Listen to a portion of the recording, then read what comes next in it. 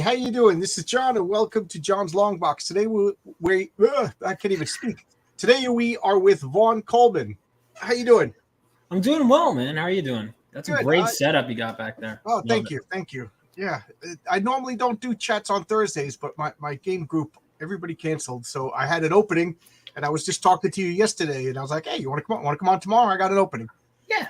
So I saw your artwork for Phenomenova, and I gotta say I love that title, and so I'm intrigued. It's exactly what a title does. It makes me want to know more. Oh, so thank God. Nova. Well, first of all, thank God. I cannot the process I came up with that title. I went into like a manic state until I could come up with the title that I thought was worthy, because I had to change my title. And out of curiosity, what was your original title? Original. If we're talking original, this is like the fourth title, but it was advertised originally as Living Legends. And then I switched it. I wanted something more, unique. Actually, right here you can see it. I actually was giving these out at Tampa Bay as Living Legends. So who knows? Maybe this will be someone drew on the back of this one. I don't know who drew on that. Anyway, it's funny because you see this shirt that I'm wearing. It's for a game called Villains and Vigilantes. And Vigilantes, the second edition, is called Living Legends. I think that's part of why I changed the name, actually. It's funny, yeah. Actually, that is why I changed the name. Marcus is a great guy. I hung out with him at Heroes Con. Marcus you know Marcus? Oh yeah. No, Marcus is good. Sorry, that's my ADHD at work. Okay, back to what was I talking about? My title. That was Living Legends, and I interrupted you. Yeah. No, it's okay. I'm it's got important to pay attention to the chat. Yeah, I changed the name. I wanted something unique, and I finally got it. And I'm really happy with what I have right now. And the artwork I've been getting, I wish I could take credit for it, but I don't draw. I just write. I just tell the people what to draw, and what they came back with was just so striking. I needed a cover that was, no pun intended, striking. And there was a moment in the script where this kid is struck by lightning while holding a crystal, and I knew that's got to be the title. That's got to be the cover. I just knew it. It's really cool. Do you have it? You want to share your screen? Show everybody. Of course, I'd love to. Yeah. But I know Phenomenova. I looked at it, and I got to say, when I first saw it, I was like, "How do you pronounce Phenomenova? This is great." Yeah, we're all making superhero comic books and fantasy comic books, and I'm always careful. I don't want to steal anybody's name, or unconsciously, of course. But I was like, oh man, Phenomenova. That was the first time I was like, man, I wish I thought of that first. That was a great name. But here we go. This is the I didn't know who you were 3 days ago. I think 2 days ago I first saw this image. Yeah. And I thought this was great. Phenomenova. I like the letter. It makes sense. Never published before. Yeah. Well, yeah, we all got to start someplace. So I got to ask you, how old are you? 24. Okay. 24, yeah. And but yeah, I the lettering, the title card, I wanted to make sure I had a good logo, because having a long name like Phenomenova, that is 11 letters, and so we needed a logo that was both catchy, and could also accentuate it. So having the ends be accentuated, it almost would guide you through saying a complex word, so it doesn't seem too bad. At least in my opinion. I'm biased because it's my title, but it was like a long conversation me and my logo designer had about making sure. But it really didn't take too long. He knocked it out like within a couple hours. I take it this guy Bobby, Oh, Bobby? Yeah, Bobby's a good friend of mine. He's like my right hand man. Said we need a Power Rangers theme song. The first thing I was like, go Phenomenova, and then the next comment. Oh, can't believe I didn't think of that. I cannot believe I didn't think of that. Yeah. So, and his Marcus with your links. And do you have any interior art to show? I do. And, maybe I'll even pull up some that I got recently that isn't on my campaign page. But first, let me show what's on my campaign page. Yeah. So who's your artist, first off? His name is I actually just added this section. So his name is Philip Cruz. He's great. I met him, online, and then he just sent me these pages, and I was like, how is this guy not like one of the biggest names? Like this guy, and I'm like, all right, well, he's not yet. I'm gonna get him before he make your comic a collector's item, right? Yeah, exactly. Well, also he's just really that good. And it's another important thing was, not just having an artist who was good or who had the style I'm going for, but someone who I could talk to on the phone or who we could just go back and forth. Oh, actually, it looks better like this. Oh, what were you going for here? Oh, more of this. Okay, like those kinds of conversations. Like for example, even down to the cover. We had talked back and forth because I was going to have him like screaming as he's struck by lightning, and he came up with this more like confident, almost like look where like just this subtle difference where it's more just it's like wow, like this is amazing, and that was different from what I had written. Let's scroll back up. I want to see that sunset, the next one. Oh, this one, yeah, here we go. Oh, that is awesome. Oh yeah, really cool. Oh, it's a dragon. Okay, now yeah. See, like the title, I wanted this to be an image where you're just kind of like, wow, like what is going on? And here's the thing: even when you get the book, you'll know more of what's going on, but there's definitely a lot in this shot that I'm gonna come back to at a later time. Yeah, that is really cool looking. Oh yeah, this is one of those where I was giving this in-depth, like full page written description of all this information, and then he just does this thumbnail, and it was better than what I had written, and I'm like, isn't that amazing? Yeah. Rodriguez Smile, and you know, I send him a panel description, and when he sends back, I'm like, that's just awesome. You know, different angles than I pictured in my, and it's just awesome. You know, it's so much fun. Yep. And sometimes you have to awesome. Sometimes you have to tame your ego a bit too, and your OCD, and go, you know what? No, like you know better than me. All right, and this is one of those times where it's just clearly he knew what he was doing, and it's amazing. Let me ask you: is this your first comic, and is this your artist's first comic? Well, yes and no. It's my first full comic. I did a 10-page short story. I also edited. It's the first gig I ever did in comics. I got struck gold. I got so lucky. I edited Hunter Ninja Bear by Chuck Dixon. Oh wow, I got that. It's right over here on my spinner rack. Yeah, that was my first job.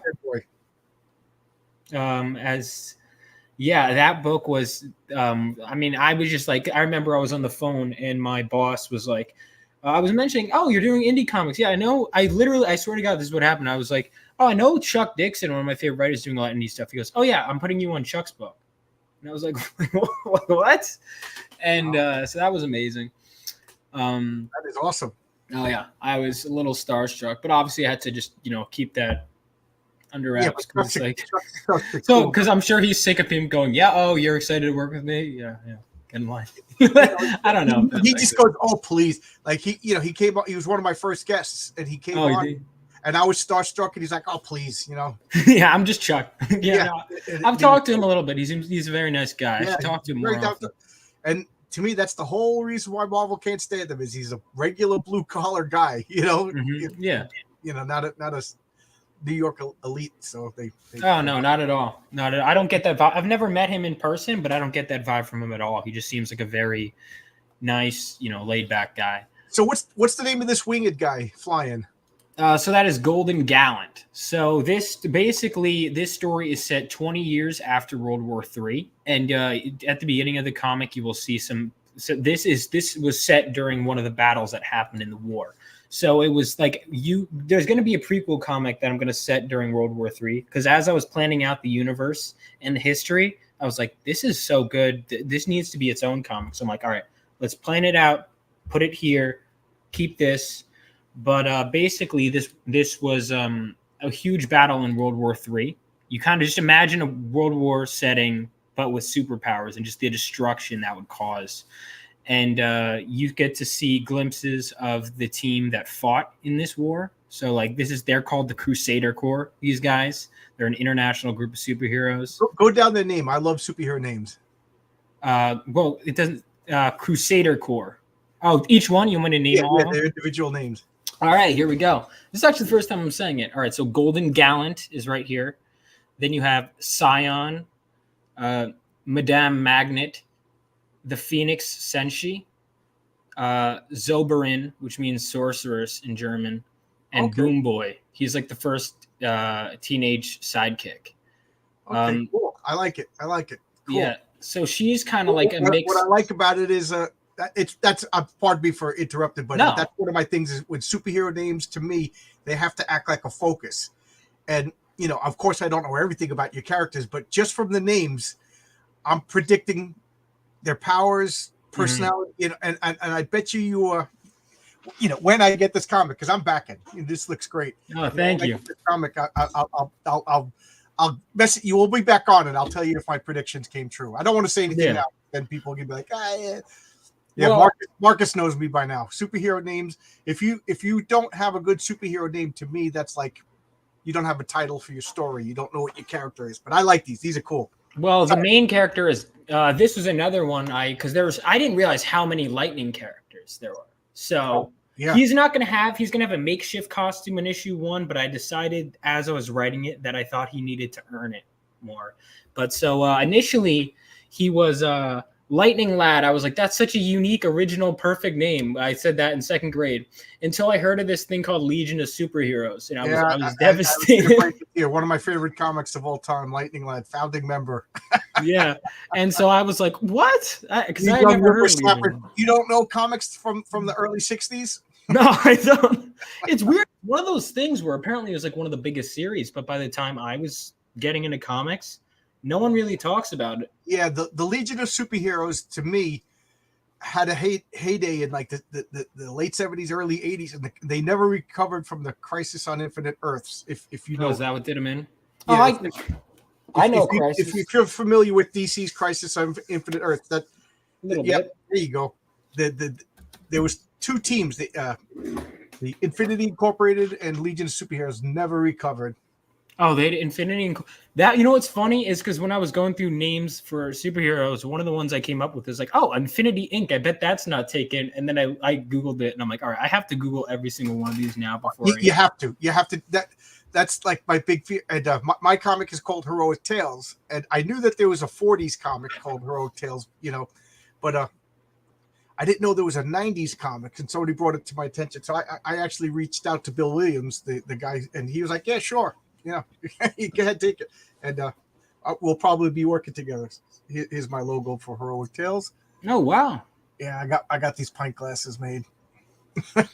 That's awesome. Yeah, I'm so basically this guy. So initially, then I remember I was like, all right, fine, I'll call him Lord Lightning.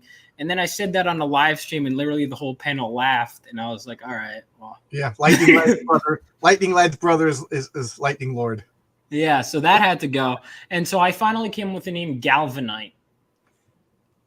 So that's the one I'm sticking with. Yep. I'm an electrician, so I appreciate that. Yeah. I figured I'd go outside the box. Marcus is stirring up trouble after I just made a pledge not to engage in drama. Yeah, no, the trademark database has been a very good friend lately.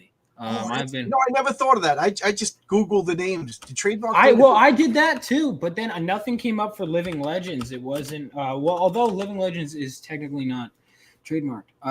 But like, yeah, I mean, I would check I could even send you the link to the trademark database. Please do. And I will tell you this: the Jeff D, the guy who owns Living Legends, is very litigious. That someone messaged me that and said, yeah, this guy Jeff D, if you don't want him suing you, change the name. And I was like a little stubborn, but I'm like, but am I stubborn enough to go to court? Yeah, no.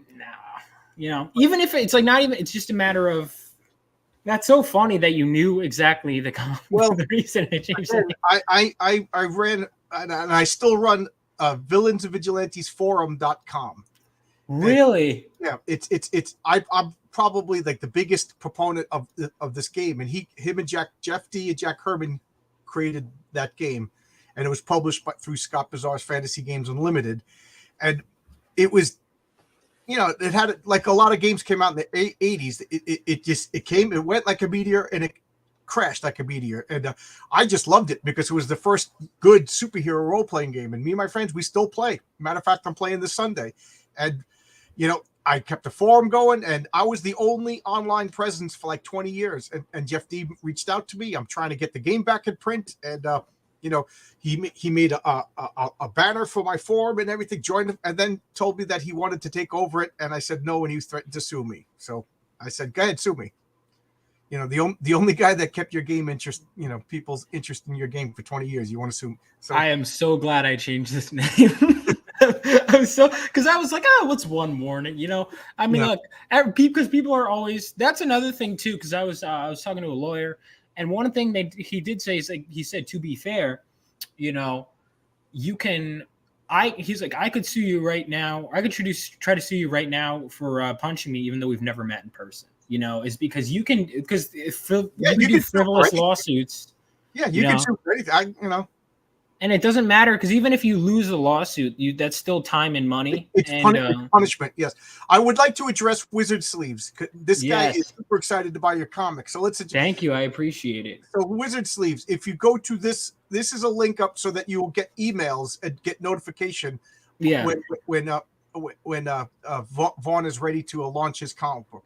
Do you have? I would sell it right now. Believe me, but you know, I don't want to sell a product that's A, not finished, and B, not as good. So I love I've gotten so many people saying, where can I buy this? And I can't wait to finally have a comic where I could, because I am so sick of being an aspiring, like, I promise I have good ideas. I'm with you, buddy. I'm so sick of it. Because it's like, I know I've been sitting on the script for a long time, and I'm sick of telling people I'm working on it. I wanted to say, all right, here's something. See, I'm real. I've done it. But yeah, I am taking my time. I'm 25 pages, pencils and inked into interiors. I believe I have 15 of colors, I believe. So how many pages is it going to be? 64. Oh wow! Okay. I was inspired by you know, you could start selling, you know, or pre-selling or whatever, pledging before it's ready. You know what I mean? Oh yeah. Well, I don't think I'm gonna do that though. I think I'm gonna have it at least mostly done because I want to be able to start mailing them out as soon as possible. So I don't even want to start. I respect that. I don't even want to start crowdfunding until I'm further along and until so that way it's almost like when I'm in the funding stages, I'm like doing the finishing touches and getting ready to get it out the door. So Wizard Sleeves, there you go. You just signed up his direct email chain so that you could get updates on when he's ready. So in case you're away from the computer or whatever, you'll get notifications through your email. Matter of fact, I'm doing the same thing. So if you're, I didn't know you. All right, I'm signing up for yours. Oh, thank you. Just did. Yeah. Oh, is it Substack? Yeah, Substack. Oh, it's Substack. Oh, okay. Yeah. Like again, I'll show this. This is page 2 of my comic. This is the working cover. We might do some tweaks, but this is the working cover right now. Yeah, that's all I have prepped to show right now. But Heroic Tales, it's every issue is going to be a self-contained issue, harkening back to the days of comics before you were probably even born, the good old days of know, heroic heroes, you know. Yeah, that's what actually I wanted to call back to, is in all honesty. I mean, it's weird. I remember I was getting some comics signed by Walt Simonson, and he looks at me. And he got the nicest, by the way. The Simonsons are like the sweetest people ever. He gave a speech once, and he it was so great. You know, I was a little kid. I walked up to him, and he was like amazed that I was like a little kid that loved his comics. Mm-hmm. One of the first, it was the second comic I ever got was a Walt Simonson comic. I've never forgot it. Thank you, Wizard Sleeves. Thank you. And so I was going up to him, and he keeps signing. I have like a bunch of books, and finally he looks at me and goes, "Were you even born for any of these?" And I'm like, "Nope." I'm like, "No, almost all my favorite comics came out before I was born. I mean, Chris Claremont's I'll clue you in on a little secret. Everybody's favorite comics before you were born. You know, because we want to go back to the masters before you. Except for this independent scene right now, new comics aren't that good. Oh, I noticed. I noticed. So let me ask you. I got to ask you now. What are some of your favorite comics that you've read? We'll bring this back up later. So I get it. I love talking about comics. You know, obviously, I love. So my favorite character of all time is Batman. My comics are so strewn about my room. That's okay. But, I'm not trying to put you on the spot. No, it's good. I was just going to pull them up for visual reference. Chris Claremont's X-Men run, I would say really was what made me go, okay, I really want to do. That's why I'm having a giant size first issue, honestly, in part. Well, mostly because it's what I felt the story needed, but also because I was like, well, Claremont's X-Men run, even though it's not by Claremont, you know, people always say start with Giant Size. And so I was like, you know what? I'm going to start with the Giant Size issue. But I would say his run, Frank Miller's Daredevil run, I think is arguably the greatest run of all time. Let's hear you say the third. You're going to hit the trifecta. Let's see if I hit the trifecta. If not, you know, go ahead and tell me what it is, because if it's in that company, I'm excited for it. I've been really liking Marv Wolfman and George Perez's New Teen Titans. Oh man, Stan Lee's Spider-Man. I've read all the Ditko stuff. But you're saying Simonson's Thor. Okay, if it's up there with those two, because it's on my list. Believe me, I have all the runs that are on my list. There's Peter David's Hulk, Walt Simonson's Thor, finishing off Stan Lee's Spider-Man.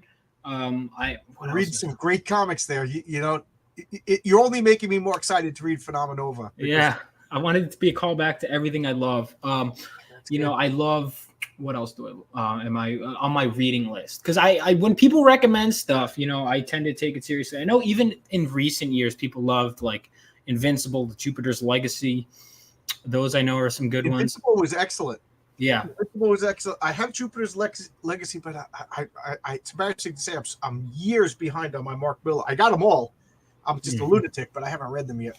Yeah, I got a bunch of Mark Millar stuff for Chris. Is it Millar or Miller, by the way? I've been saying Millar for years, and now everybody's telling me it's Miller. But you know, what does he say? Because I feel like that should be. Because it's funny. I've been messaging him, and he said he was interested in coming on my channel. And then I think after that, like hullabaloo about the comic creator, he shut off his replies. So there's, you know, I don't know. I don't know if he was blowing smoke and just being nice, but I would love. That's the first question. How do you pronounce your name? Mine. Oh, his. I was gonna say. Yeah. Oh yeah. Millar. Yeah. Your name is easy. Vaughn Coleman. It is surprisingly like people get my name right. I guess just because he says Miller. He does. Right, well, my last name is spelled B-U-A. How would you pronounce my name? B-U-A. Bois. Boy, yeah. Boy, you know, okay. So I don't think that would be. If I the vowels are the hard part. I'm like, dude, my name has been mispronounced my whole life. Well, AUGH has a really it's just you know, so it just makes sense. Simonson's Thor. All right, so that one I know I need to read. What else is on my to-read list? He says Miller. Yeah, I've been saying Millar for years because you know that's the way it's spelled. But Kirby and Lee's Fantastic Four. I know I've been told to read as well as. Kirby and Lee. Oh yeah. Burns, Man of Steel. Burns, Fantastic Four. Burns, She-Hulk. Yeah, you're saying all the great runs. Oh, because I listen to what people like. I spend a lot of time at these cons, and when people are like telling me, like, if people are reading my script or they're hearing my idea and they're like, you know what you should read, you know, I take note of that. My to-read list is this is my to-read pile, and then also like in my closet, some down here. This is my stack here. Those are rookie numbers. No, but you know, I try and pull from a lot of stuff. Marcus knows what's coming next. I gotta. Oh, what are you pulling? You got some more comics? When you said those are rookie numbers, that's my comic book room. I was joking, but holy shit! Yeah, that's right behind me. That's my comic book room. Wow. Anytime anybody talks about comic book collections, I'm like, okay. You want to have a measuring contest? Let's have a measuring. As I bang my knee on my desk. You okay? Yeah, I'm okay. All right, that's good. I gotta say, looking at your artwork, looking at your comic and the title, I didn't expect a 24-year-old. You know, it and that's a compliment. You know what I mean? Like, well, I hope so. I want people to be like, really? You know, that's the hope. You know, it looked like a professional. To find out that this is basically your first comic, and how cool is that you were Chuck Dixon's editor? So if anything, I'm more excited than ever to get. Oh, I forgot to ask, who did your coloring? Jesse Hagee is my colorist. He's great. His stuff is fantastic. I'm hoping I might even just start getting it lighter, honestly, like as it goes. But like the colors. Because I was very selective with my artist and my colorist. Because I know from here on out, if I were to say, I don't plan on it anytime soon, but if I were to start doing, say, fill-in issues or arcs or whatever, I have like at least the initial look of the series. You know, kind of like how there were always these fill-in, like, so, you know, Cockrum established the look, but then if another artist came on and started developing it, they could go their own way. Or Rick Leonardi could do a fill-in issue, and the style would be different enough, but you'd have that basis to pull from. And so I was very selective with my art team here for this particular first issue, at least, because I knew that I was setting something up. So it's like the very slow starting it up, so I could just start gunning it. You know, looks good. Looks good. Yeah, I hope so. Yeah, I mean, I'm really happy with it. I might even be able to show some more. Okay, I'll bring this back up. Hey, scroll down. There was more pictures that we didn't. I just, you know, I got stuck with all the images. Yeah, I'll go ahead, and I haven't added these even to the sign up, so I'm just gonna go ahead. What do I and you know, I'll leak a little. There you go. We got some. We got scoop. We got a little scoop here. A little sneak preview of a page right here. How do I let me make sure it's. Yeah. Make sure you're not sharing like a spoiler page or something like that you don't want to. Well, there's no letters too, but here we go. Okay, I can bring this up. Yeah, go ahead. Okay. Oh wow, that is great. Yeah, I got this one. There we go. That's him finding the crystal. You know, him falling down a cave. And yeah, the comic is basically about this son of a World War III veteran who grew up idolizing the superheroes that came before him. And he finds this mysterious crystal, and one day he's struck by lightning while holding it, and he finds he has electricity powers and super speed. Because for some reason when I was little, I don't know why. It bothered me that the Flash had the lightning bolt symbol, but he didn't have lightning powers. And I was like, and I don't know why. Like, that's perfectly a normal thing. But I was like, you know what? I'm going to create my own that does. And so I did. And I don't know if it was, I think it was probably more of a subconscious thing. But when I came up with adding the idea of him being, you know, the next generation of superheroes, I do wonder if subconsciously, if that was because, you know, I always grew up with stuff that was older than me, and I wanted, like, because I believe that one of the biggest problems I think with writers today is they don't pull from the masters that came before them. You know, they're always like, it's always a problem. Yeah, you're 100% right. It's almost like they're embarrassed by the source material, or they're arrogant and think that they could do better, or it needs to be fixed for a modern audience. Yeah, it's like, dude, you're not Jack Kirby, you're not Stan Lee, you're not Walt Simonson. How you could play with their toys, but you got to put them back on the shelf for another generation to play with. And what drives me insane is when people try and tell me that it's all nostalgia, right? And it's like, dude, no, because I started reading a lot of this when I was in college. So I was an adult, right? Like when I read Giant Size X-Men. Now, to be fair, X-Men in general is something I'm nostalgic to. But it's also like people are like, you go back and read it, and compared to comics today, it's not that good. Like, I've heard that argument, and I'm like, I remember reading the newer X-Men as it was coming out side by side with Claremont's run, and I'm like, you know what? I've got hundreds of this old stuff. I've got 100 issues left of his run, 10 years worth. I like it better. I'll stick with this. Yeah, his stuff is very wordy. Yeah. To the point where people I'll have a letter. I think a letter I was talking to is like, holy shit.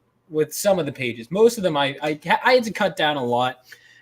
You know, I listen to criticism, but I like my dialogue, much like Claremont does.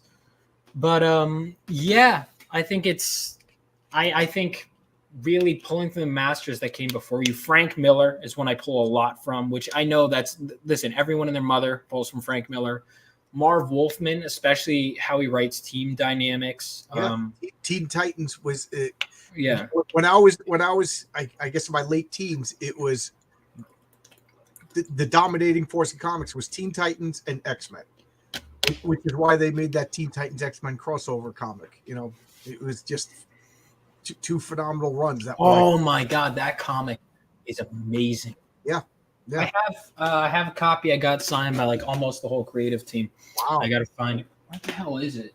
Oh, my closet. Yeah, you're just gonna have to take my word for it. I can't. No, I know, but it's a.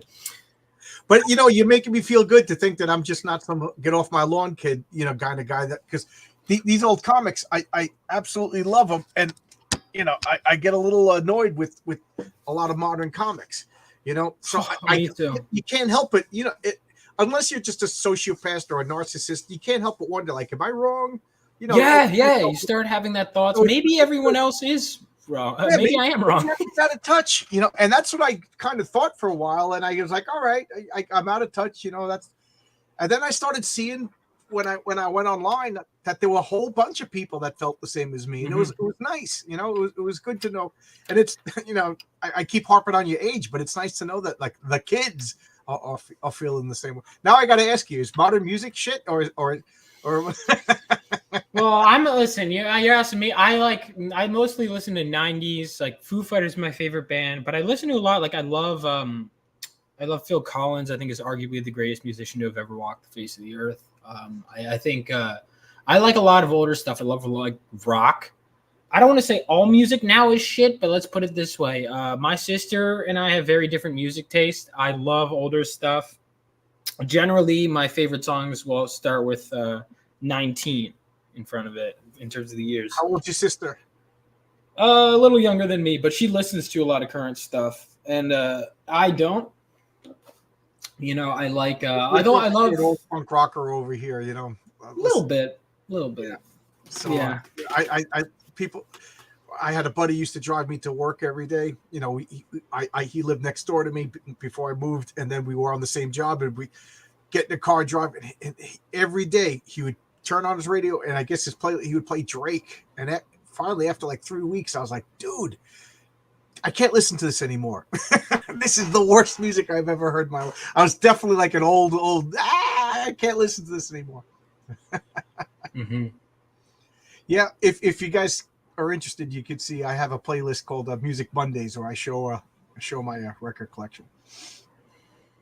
All right, let's talk about Phenomenon over again. I just was sidetracked. I'm curious. If you like the old comics, did you like the old music? No, yeah, I do. I really do like the old music. I like, but I'm curious because we seem to have similar tastes in comics. I imagine music. What are what are your favorites? As far as what? My favorite comics? Music. Well, okay, unless you want to get back to comics. Oh, whatever you want. Yeah, my favorite bands. You put me on the spot now, but I figure like right now I've been listening to a lot of the Melvins, Big Business, and Freedom Hawk. I'm on like a loud heavy metal. I don't know those. I'll have to look into all three of those. The Melvins, they've been around since like the late 80s, and every album is completely different. And every time I say you can't get more louder, they outdo themselves. Every album is louder than the next. In an era when everybody was speeding up the music, the Melvins slowed it down and they became like heavy, like pouring molasses, just heavy drums. Oh my God. I saw them. Nirvana opened up for the Melvins. And then at the end of the tour, Nirvana was the head. They inverted because that was when Nevermind came out. Oh, really? Yeah, Nirvana is one of my favorites. But I got to say, I still love the Beatles, Led Zeppelin. Led Zeppelin's great. Def Leppard. I never liked Def Leppard. I'm sorry. Really? I love that. No, it's okay. Yeah. One of my favorite albums of all time is still Nevermind the Bollocks by the Sex Pistols, The Clash. The Clash is great. I love it. Yeah, such good music. I got my vinyl, my turntable. I got a turntable and I got my vinyl. My vinyl's been in storage since 1993, so I'm having a blast playing some old stuff that I haven't listened to. Yeah, I got like everything by the Who. I never got into. I'm sorry, I never got into Megadeth and Iron Maiden. I know that's like a blasphemy to people. Megadeth, I don't think I did either. Thanks, Jay. Yeah, Jay's a good guy. Good guy. But yeah, I was I mean, even then, we're naming off names like, that really harkens back to like when I was coming with Phenomena Nova. I wanted to have it be a name, and a lot of people, to be fair, and myself too. At first, it was really weird because at first I was like, "Oh, I love it, that's perfect." Then it was like going to bed that night. I'm like, "No, that sucks." And then I'm like, "All right, I'm gonna." Yeah. Then I'm like, "Yeah, I'm gonna sleep on it." And then in the morning, I'm like, "Oh no, it's good again." Tool live. I went to go see the Rollins band. They were playing at CBGB's, and Tool opened up for them. That's how I found out about Tool. That sounded incredibly pretentious. I didn't mean it that way. Sorry. Yeah, I don't know. I think Phenomenova is an incredible name. It's like you said, it's a long title, but it works and it really does flow. It's just hard to spell, man. I was trying both phenomenon, but then you just get rid of the second N and just VA. That's it. Yeah. But then if you spell letter by letter, yeah, it's 11 letters. I'm a terrible speller. I'm a terrible speller. Yeah. Thankfully, I was good at spelling, but even that's what we have editors for, also, right? Somebody asked how long ago. I moved out of New York in '93, so this must have been '92 when I saw that Rollins and I'm gonna say 91, 92. I love Creed's Clearwater Revival. Cream, oh man, Cream's good. I just got into a Cream kick like a month ago, and I just got a kick out of somebody told me that Animal from the Muppets was based on Ginger Baker from Cream. Really? And I'm like, how did I not know this? And now you can't not see it. Because they used to call him the Animal. Holy wow. Yeah, I haven't even looked up a side by side. I see it right away. Yeah. Now you can't, and he's nasty and he's angry and he's ready to fight, When did the Muppets come out compared to Muppets? I don't even know it. Early 80s. Oh, why did I think it was older than that? Yeah, I think maybe like 77, 76. Yeah, I remember I always thought Muppets came before Sesame Street, but it was after, I guess. Yeah, well, Jim Henson, he started with this really bizarre puppet show that I can't remember the name of, and one of the puppets was named Scrag, and it was like, is it Sam and Friends? What's that? Is it Sam and Friends? Maybe, I wouldn't even know. And then he did stuff from Sesame Street, and then I think he got his big break on Saturday Night Live. He did like puppet skits on Saturday Night Live, and then the Muppets. I remember making my family sit down and watch the first episode of the Muppets. This will take you back. I was in second grade, and we got those. It was called the Weekly Reader, and it was like a little pamphlet. It was basically like Scholastic, buy books, and there was a commercial for the Muppets. And oh man, I was so excited. I went home. I told my mom. I put it on, magnetized it to the fridge, and made sure like the whole family had to watch the Muppets. The Muppets were before Sesame Street. Oh, okay. That's how they got the Muppets were before. Okay, so I was. Yeah, the Muppet Show was after Sesame Street, but maybe Jim Henson's Muppets. Why is this is such complicated history for puppets? It really is. But then again, we're in comic book history. The first season in the Muppets, Oscar the Grouch was orange.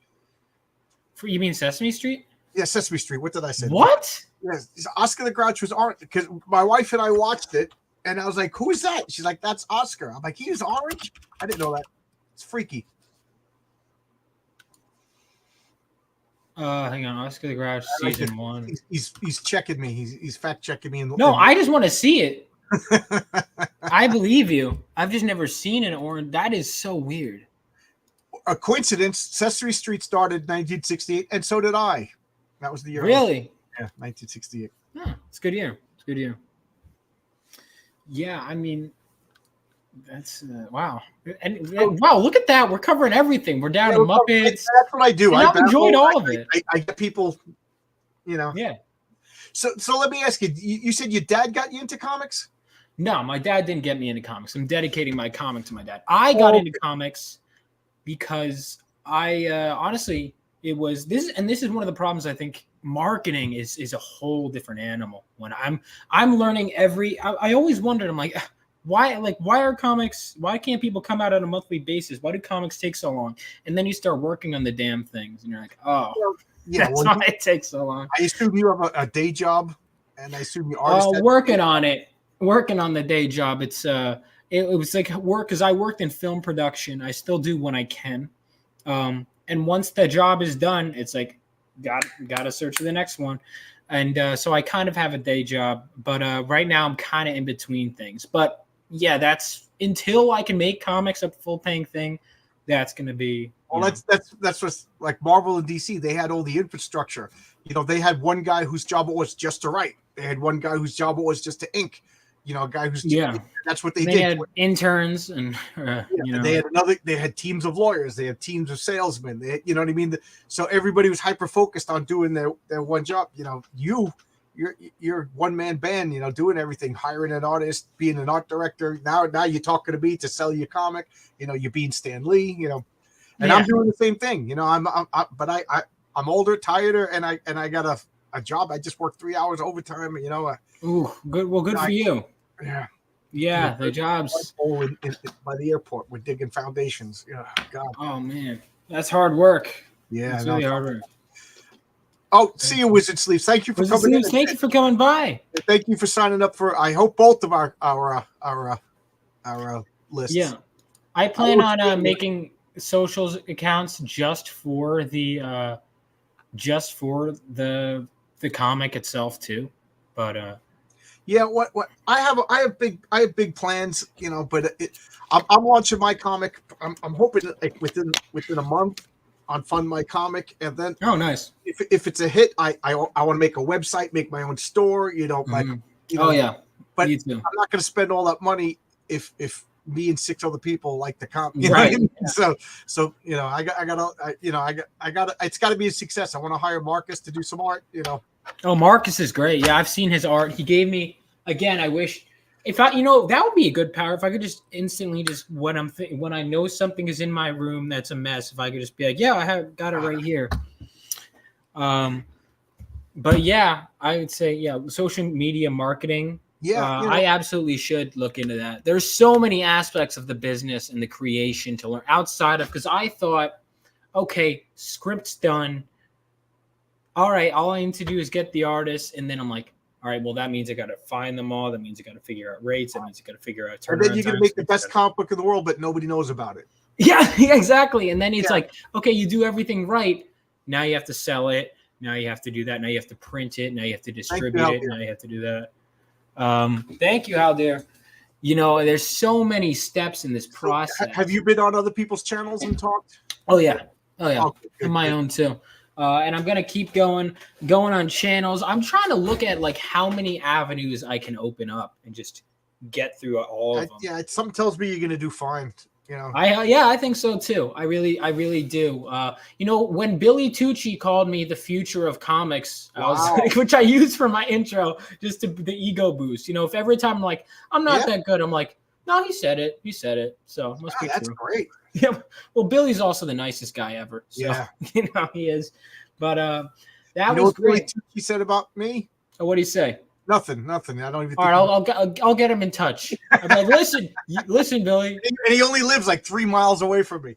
Oh, does he? Does he know you or? No, not at all. Not at all. You should. I say this, one of the best things, like, because he is one of the best people to get to know in the industry.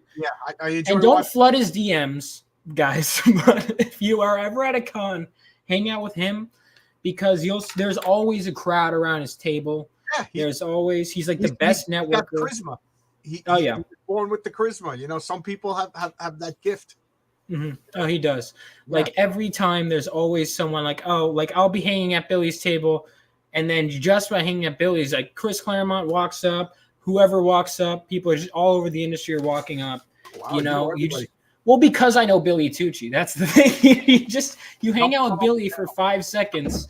And it's like, the whole comic book industry, he is like this way with people.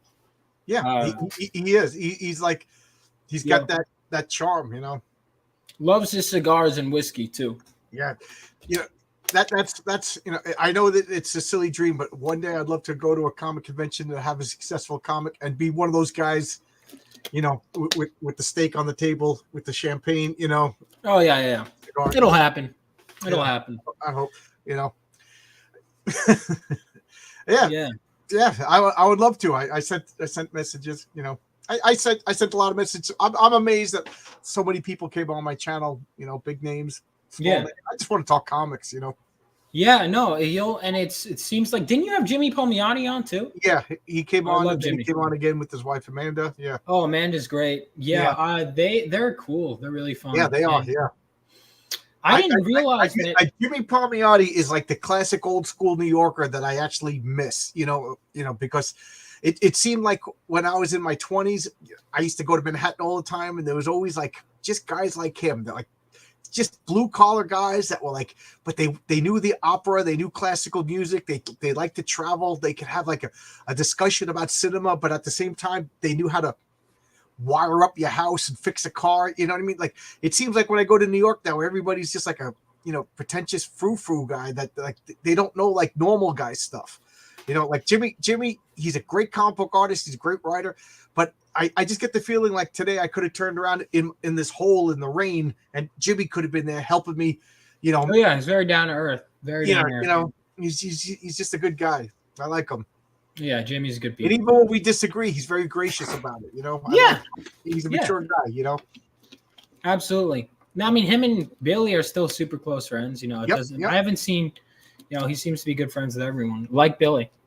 Those two are good friends. And I love hanging out with that. I'm telling you right now, your comics is going to be a phenomenon. I hope so. Yeah. Look at you looking at that art. I don't know if you were born connected or you just lucky or talent, whatever, but you got it, man. It's going to be good. Yeah, I appreciate it, man. I really appreciate it. Connections. That's another thing. Literally just going to Comic Cons as a fan and just talking to the pros and hanging out with them, or other fans is one of the best things you could do. Yeah, I got stuck. I used to go to all the cons, and then I stopped. Yeah, that's honestly one of the best things. Even if you're like, oh, but I got actual work to do this weekend. Sometimes, in a way, you'll get to. Yes, I'll be at Heroes Con. I'll 100%. Where do you live? Where do you live? New Jersey, but I'm gonna plan ahead, make sure I get down there because Heroes Con. I live in New York. We're not too far away. Oh yeah, New Jersey. Heroes Con that was one of the most fun meetups. It was nothing but comics at the con. I didn't even get to everyone, but it was all of us hanging out. Me, Marcus, Billy. Graham wasn't there. Andy Smith. Marcus, you went up to New Jersey to HeroCon? No, Heroes Con is in North Carolina, so I'm gonna make my way down there. But I just recommend that con to like everyone. It's when is it? June, I think. June? I got. I think so. Hey Marcus, I'm staying at your house. clean out the guest room. I'll be down there. Yeah, that was fun. Yeah, that's one of the things I'd say the most. And it's also, too, you learn about – another thing is when I'm reading – you get to, as you're creating it, look at comics a different way. Or, like, even talking to some friends that are artists, they'll be like, here's a rule with this. And, like, for example, I didn't realize that with sequentials. This is a little thing I was taught, is that you don't want a figure to be the same size generally on the page. Like, you want them to be different panel to panel. And it's like, what do you mean? And now I'm looking at all my old comics. I'm like, this is like a hidden secret. I didn't know. There's always so much going on. And it's really cool. Now, Marcus, Father's Day weekend would be perfect for the patriarch, like my character. So there we go. Yeah, there's a lot of things like color. One of my big things is that they're not doing in comics today is if a character is standing in a field, and say there's 6 panels on the page, every panel is blue in the sky, green on the bottom, blue in the sky, and it just creates boring. All the panels blend together.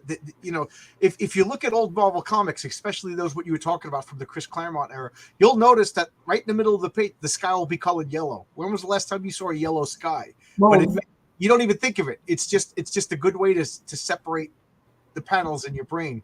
Yeah, I started noticing that when I was looking through like Ditko's run. I open any of these, like boom, yellow background right here. Like I just open a random page. Where are they? You know what I mean? Why is it a yellow background?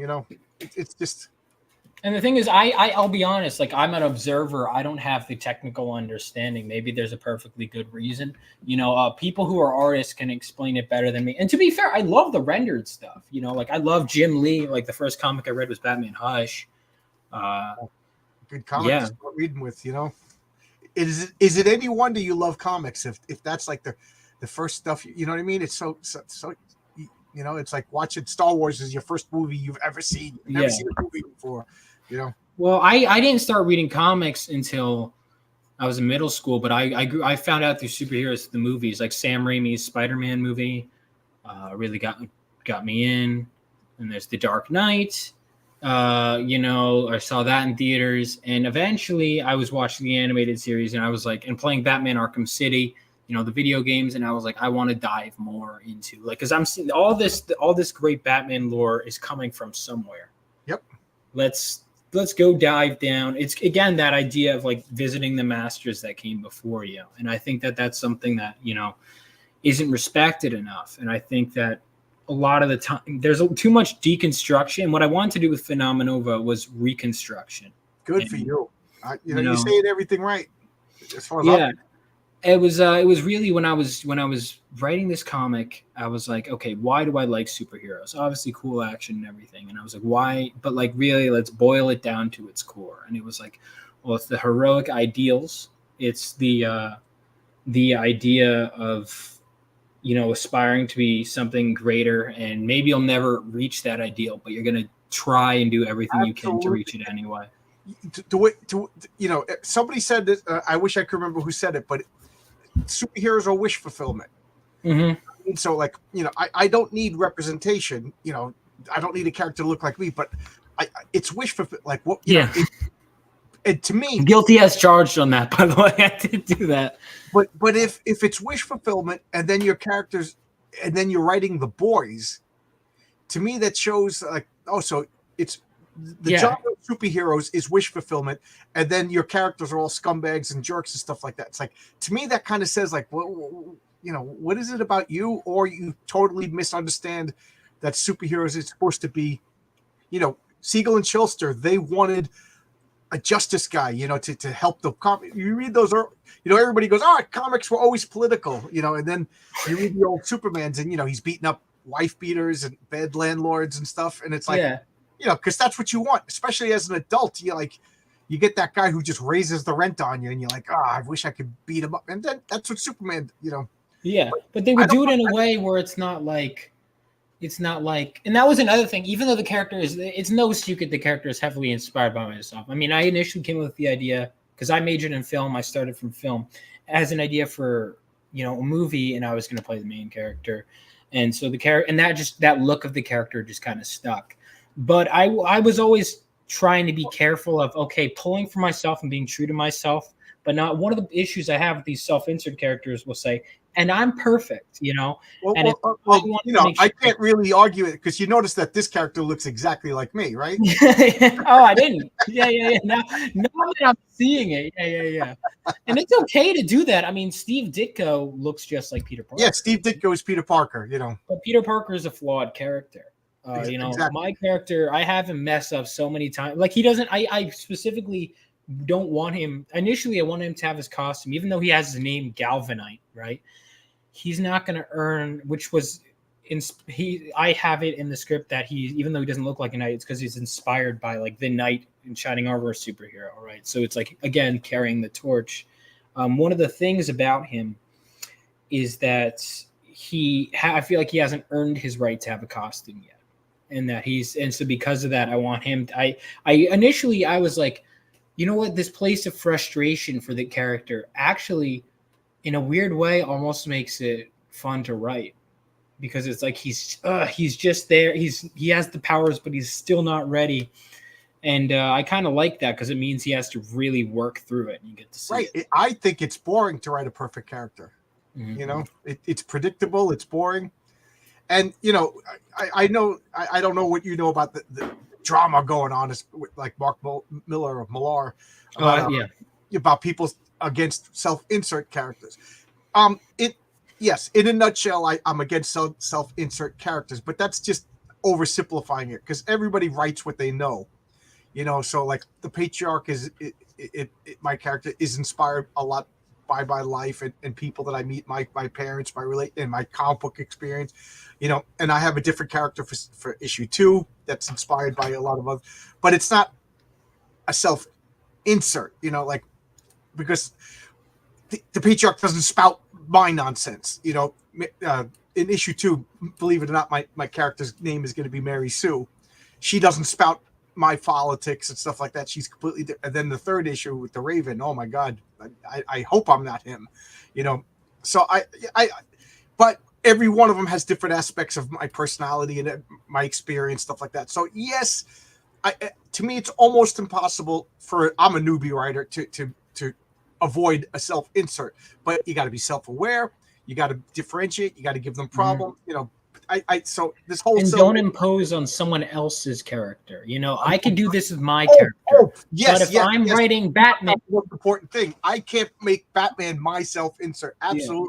Yeah. I take a guest shot on Phenomenova and I'm writing your character as me. Yeah, exactly. Yeah. Or it's like I remember I was arguing with someone was making an logical argument. Well, Batman should kill the Joker because Joker is and I'm like, okay, you're making the argument for why you would kill the Joker. I would kill the Joker if I was Batman, but you better believe if I'm writing a Batman story, Batman will never kill the Joker because that's not Batman.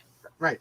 That's you just eloquently explain that in a way that I've been trying to articulate for years.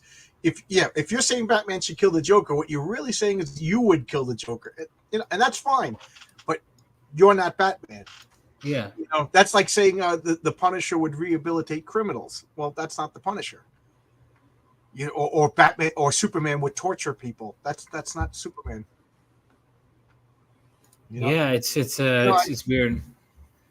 You know, Batman is always right. Batman is my favorite character of all time. You know, I think he's the greatest fictional character ever. What's your favorite Batman story? I need to read because a lot of my favorite Batman stories, honestly, are like animated series or Batman Arkham City. But outside of that, I love Batman the animated series is some of the best Batman. So that is phenomenal. My wife bought me the collected DVDs of them all. I love The Long Halloween. I love Year One. That's a good one, yeah.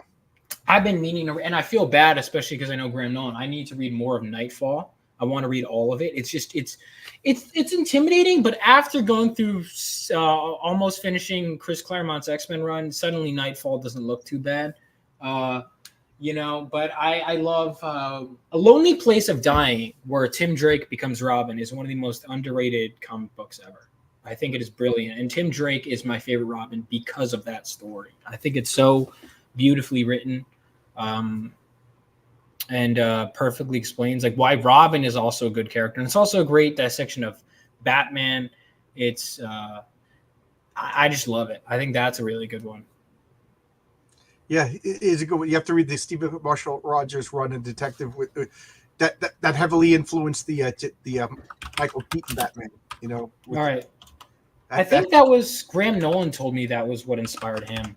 Yeah. That every Batman creator that you just mentioned, we'll talk about that. That is phenomenal. That is a phenomenal run. Good call, Marcus. What is it? Oh, Strange Apparitions. What is Strange Apparitions? Is that? I have this book that I've read some of, but I haven't finished. I remember I got this the Christmas I got Batman Hush, and when I was little, I'll confess, you know, I would look at the Jim Lee art, and then I wasn't against it, but it just didn't get me the way Jim Lee's art did. So it's hard to go from Hush to some of these. And now, as I'm older, I want to come back. But I did like a lot of these. Like I liked the issues where Bruce confronts his parents' killers. Those were good. Yeah. Or some other. I'm trying to look at some. The one where Deadshot comes in his new costume. That's a great issue. There wasn't his old costume like a tuxedo kind of thing. yeah, where he makes his grand new debut. Yeah. You know, I one of my favorite Batman is still Jim Aparo, Batman artist. I love that. Aparo's great. Yeah, that's when I started collecting Batman with Jim Aparo. Oh man, hasn't he done the most issues of anyone? Of Batman, I wouldn't know. I know he did a lot. I think he did over 100. Neil Adams, of course, is one of everybody's favorites. Yeah. Mm-hmm. Yeah, Yeah. Neil Adams. Yes, you're absolutely right. Terry Austin, the inker from those Chris Claremont X-Men, was Oh, Terry Austin. he's my Oh, favorite. really? Yeah, Oh, wow. They are phenomenal. They're collected. You could there's a collection of them, and it has I know my cover collection has a Joker holding a fish, and the fish has the Joker face. It was not ripped off, but heavily lifted into the Michael Keaton Batman movie, the first one with the makeup and everything, and so good. There's so many good Batman, and what's funny? You haven't mentioned any Batman stories that came out since like 2000 and up. Well, I mentioned Hush. Oh, Hush! What was that? What year was Hush? In my mind, Hush was like 1999, but I'm sure I'm wrong. Batman. I mean, I know. When I read it was like 2011, but it was probably Batman Hush. When did that come out? I want to say 2000. Or the movie is coming out. That's not the movie was not good, by the way. The animated movie adaptation, not very good. It came out 2002 to 2003. Okay, I wasn't too far off. Okay, yeah, you weren't too far off. Well, that was the last great Batman story. Yeah, needless to say, I didn't read that off the shelves. I would have been like 2 years old, 3 years old. So, but it's great. It was great. I think that the worst part of Batman Hush is Hush, though. The villains are hard. It's hard to make a good lasting villain. And Batman has so many villains that you don't even remember. You don't even talk about. I was going through my old Batman collections, and I'm like, oh man, I forgot about this villain. And I was going. I don't know if you remember the DC Who's Who, where it just cataloged all the DC. So many Batman villains that like went out of fashion, and you never see anymore. Oh yeah, what were some of the ones that they should bring back? Do you think? Oh, now you put me on the spot. Now I can't even remember. But there was I'm talking about cheesy ones like the Signal Man and the Signal Man, the Kite Man and Kite Man. Yeah, Polka Dot Man, is he in there? Maybe, but there was like a lot of. I got this guy's image in my face now. I can't even mention it. But there's so many and there's a lot of supporting characters. Crazy Quilt was another one. Crazy Quilt. Yeah, for some reason those weren't in the greatest Batman stories ever made. I wonder why. But they were still original. Okay. I'm sorry, I was talking too much. No, it's your channel. Chuck Dixon was just saying in his weekly show that DC was founded on like silliness, and Marvel was founded on like flawed heroes. Yeah, and I can see that. And he says that was the charm of DC, and that was the charm of Marvel. And I have to say, like, I like DC least during I love Golden Age DC stuff. It's really good, but it's the 50s and early 60s DC stuff. I'm not too. That's like the biggest hole in my collection.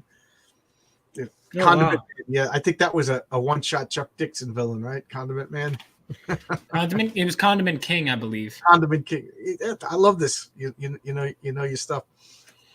Yeah, well, that's I know because he's notorious. He's just like he's like infamous. Everyone knows him because he sucks.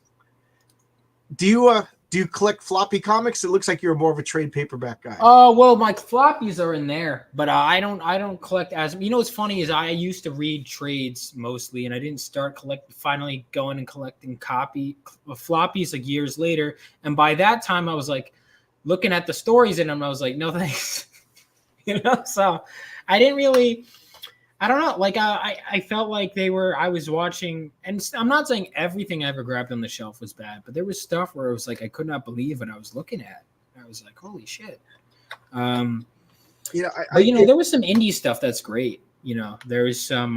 What did I just read? I just read. Oh, the TMNT The Last Ronin IDW series. I haven't read that. Everybody's raving about that. It's great. Yeah, I gotta buckle down and read that. Pick that up. If I was starting out all over again, I probably would be getting trades. It just makes more sense economically, and then you get the whole story. But I started off the spinner racks as a kid, and I think like you like what you like, and I'm not going to change at this point. I only buy trades from the big two because I can. Yeah, John, good clearance trade for for the win because I can give to the. Yeah, there you go. Did you read digital comics?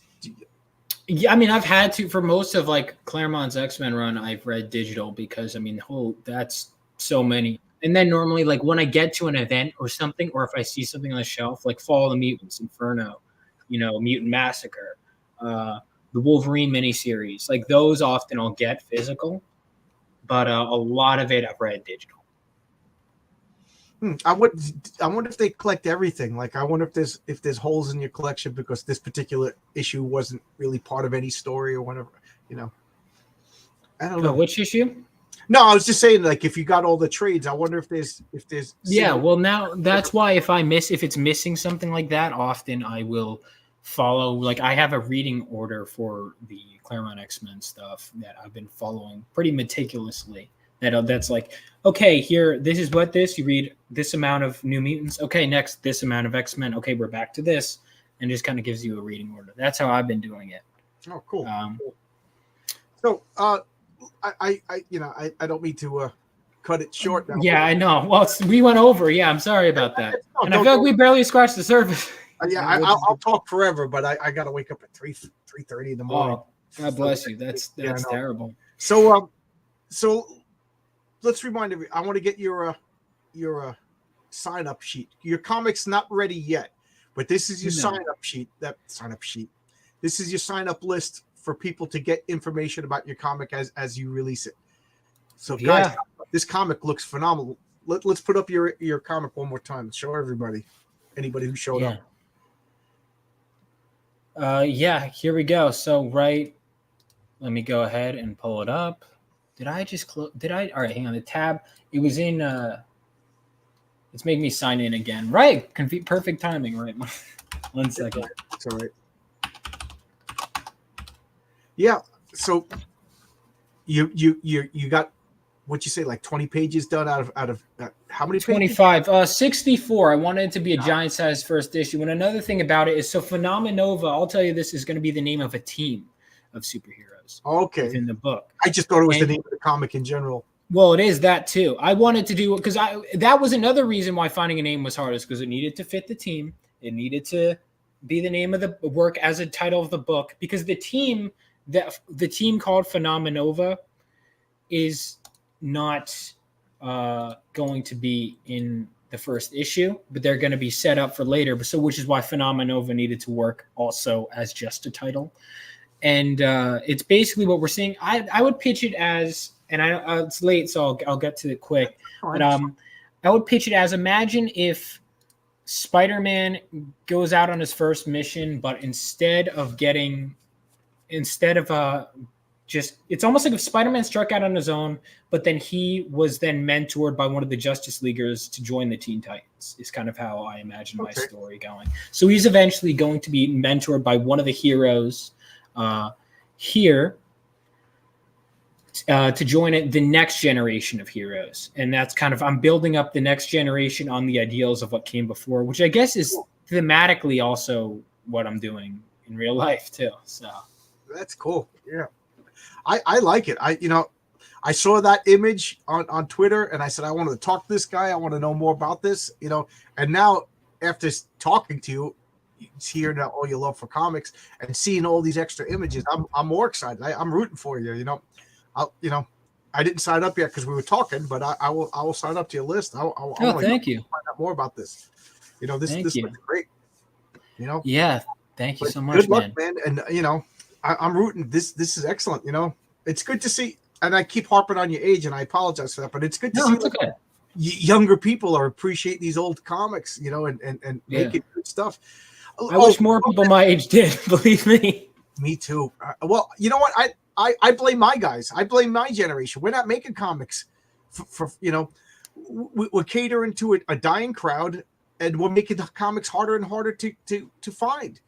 Nobody wakes up and goes, normal guy wakes up, comes home from work and plumbing. I'm going to get into comic books. I'm going to go on the computer and look for independent. You know what I mean? Like, we'll make it harder and harder. It's a small barrier. It's a small window of entry for yeah, comics. and that's why I'm marketing. I'm looking at like, okay, Right, yeah. what are some new avenues? Because I realize that I'm not getting everyone, and I want to make it as easy for people to discover it as possible. Like I heard every time I'm asking someone, what was your first comic? I ask pros at cons. They're always like, oh, I was with my family and then I saw this at the store or whatever. It's never, I just walked into a comic shop. Right, like even right. I sought it out because movies were readily, I saw Spider-Man on TV at my house. And then that led me to wherever. But people don't walk into a comic shop. They have to be brought there because of something. And I'm trying to find a way to make it where if you're going about your day-to-day life, there's my book. And that's easier said than done. But do you remember Games Workshop stores that they kind of all closed down? But there were stores that sold Warhammer stuff. There was GameWorks. Oh, I've seen some of those. Yeah. There was one like every few towns there was a game. But you didn't just walk down the street. You get your coffee, you get the bagel, and be like, I'm going to go into the GameWorks stops. You know what I mean? It's the same with comic books. You don't just walk in and decide to become a comic book fan. You go in because you're already a comic book fan. And, and now that they don't have comic books at the newsstands, at the supermarket, at the it was like when they got rid of the newsstand, it was just the slow death, and absolutely. And I wasn't there for that. So right now I'm focused. I want to get my comic out, and God willing, it's a success. Then I want to start thinking about what else can I do? What else can I do to get people interested in comics, and and if they get interested in your comics, great. I believe a rising tide floats all boats. You know what I mean? Thank you. Yeah, and same to you. I'm definitely going to check out your stuff too. Thank you. And I could talk to you all night. I love your enthusiasm. Yeah. Bobby, your buddy, they don't even have new floppies at Barnes and Nobles anymore. I know nobody, and they barely have comics at Barnes and Nobles. You see the manga section compared to anime? And the water goes down the drain slowly, and then as the water drains out, it spins up. Yeah, that's what's happening to comics. The prices, you're so right. You know what I mean? Like the price, it's the price is going up and up and up and up and as the prices go up, the water drains faster. And boom, because I would go to 7-Eleven. My mom would buy a pack of cigarettes, and I remember when she was buying cigarettes, it was $1.75 a packet. She would give me the quarter, and I'd buy a comic book. Oh man, my mom's not going to go. She's gone now, but our mom is not going to go with the kid to the 7-Eleven. First off, she can't because there's no comics there, and then be like, "Oh, okay, here's my change. Oh, $7. Here's a Batman comic." Whatever. Yeah. And that's the thing. I'd love to keep the price down on my book, but it's a reality is a pain. Right. It's I'm looking at the cost and the production costs, and if I can guarantee I can move enough to sell at a lower price, I want to, but I have to make sure. I just got these today. You see this pint glass? Wow. That's the patriarch symbol on it. It says Heroic Tales on it.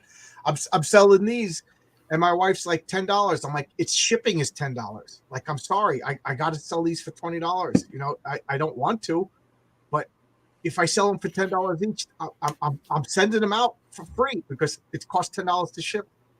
Mm-hmm. It's a problem.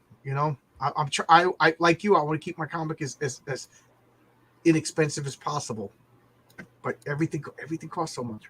But on that depressing note, we'll see. Yeah, it's okay. We need to have the darkness so we can, get out of it. We need to address what's going wrong in the comic industry. I'm excited again. I 5 years ago I was like, I guess I'm done with comics, and now 5 years later, not only do I have a YouTube channel, but I'm making my own comic, and I'm talking. There you go. There you go. So I'm I'm excited. So I can't wait to see Phenomenova. It's a great title. Your artist looks good. This looks good. After talking to you, I'm more excited. So thank you so much. Well, that's all I could hope for. Thank you so much for having me on. It's been a blast being here. And I'll have to have you on mine when you're to promote your book at some point too. Sure. I'd love to. I love talking to people about comics. I would love to talk to you again. But I sorry, but I have to. You have to go to. You have the right to sleep. All right. Yeah. You have the right to sleep sooner rather than later. All right. Good night, everybody. Good night. See you. Bye-bye.